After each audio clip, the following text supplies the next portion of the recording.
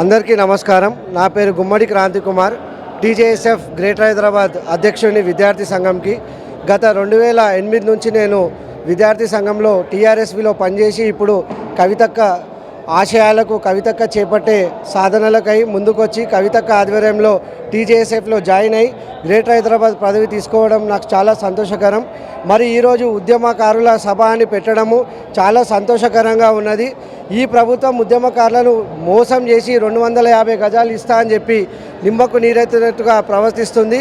దీనికి రేవంత్ రెడ్డి గారికి ఏం సమాధానం ఇవ్వాలో కూడా అర్థం కాక ముఖం చాటేసుకుంటూ ఆయనకి ఇష్టం వచ్చిన విధంగా ఏది పడితే సాకరని అదని ఆడుకుంటూ ప్రజల పైసలన్నీ వేస్ట్ చేస్తున్నా అని చెప్పి మనవి చేసుకుంటున్నాను. నేను ఉద్యమకారునే, నా మీద అనేక కేసులు ఉన్నాయి. మరి నాకు 250 గజాలు ఇల్లు ఇచ్చిర్రా మరి? అంతే కదన్నా. మళ్ళీ ఈరోజు దాకా నాకు ఏమీ ఇవ్వలేదు. మరి నేను ఉద్యమకారునే. నేననే ఎంతోమంది ఉద్యమకారులకు అన్యాయం జరిగిందని చెప్పి ఈ పల్లవి టీవీ వేదికగా నేను చెప్తున్నాను.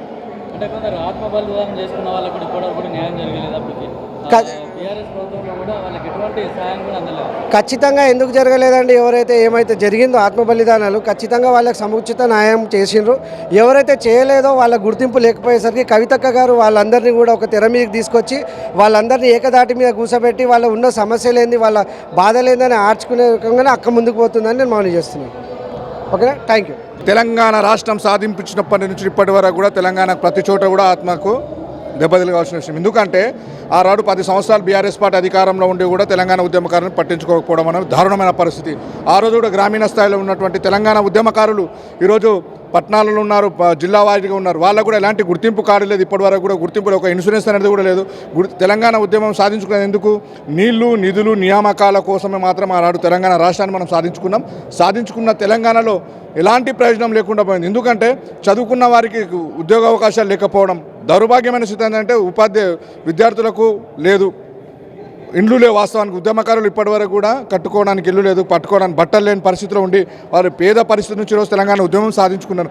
అందులో పోలీసు వారు కానీ, ఇలా న్యాయవాదులు కానీ, ఈరోజు ఉన్నటువంటి ఆటో డ్రైవర్లు కానీ, ఆర్టీసీ డ్రైవర్లు కానీ ప్రతి ఒక్కరూ తన ప్రాణాలను పలంగా పెట్టి తెలంగాణ రాష్ట్రం సాధించుకున్నారు.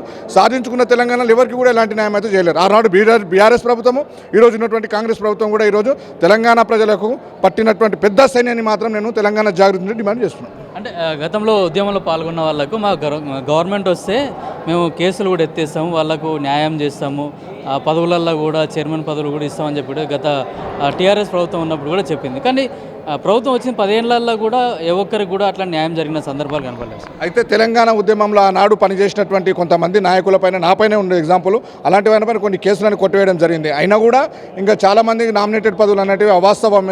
అది ఈరోజు డబ్బులతో కొనుక్కున్నటువంటి పదవులే వాక్షిస్తున్నారు తప్ప ఈరోజు ఉద్యమకారులకు ఎలాంటి కూడా లాభం జరగదు కూడా. ఎందుకంటే తెలంగాణ నుంచి కానిస్టేబుల్ లెవెల్ నుంచి చూసుకుంటే ఈరోజు SI/CI స్థానాల వరకు కూడా పోలీస్ డిపార్ట్మెంట్ తీసుకునే ఎగ్జాంపుల్, ఎలాంటి న్యాయం అయితే చేయరు కూడా. ఇది కాంగ్రెస్ ప్రభుత్వాలు మాటలకే పరిమితమైంది కానీ చేత కానీ ప్రభుత్వాలు ఉన్నంత వరకు ఈరోజు సామాన్య కార్యకర్తలు కానీ, సామాన్య పార్టీ కోసం కష్టపడినటువంటి కార్యకర్తలకు ప్రయారిటీ లేదు. కొత్తగా వచ్చిన పార్టీలో చేరినటువంటి కార్యకర్తలకు మాత్రం ప్రయారిటీ కంపల్సరీ ఉంటుంది.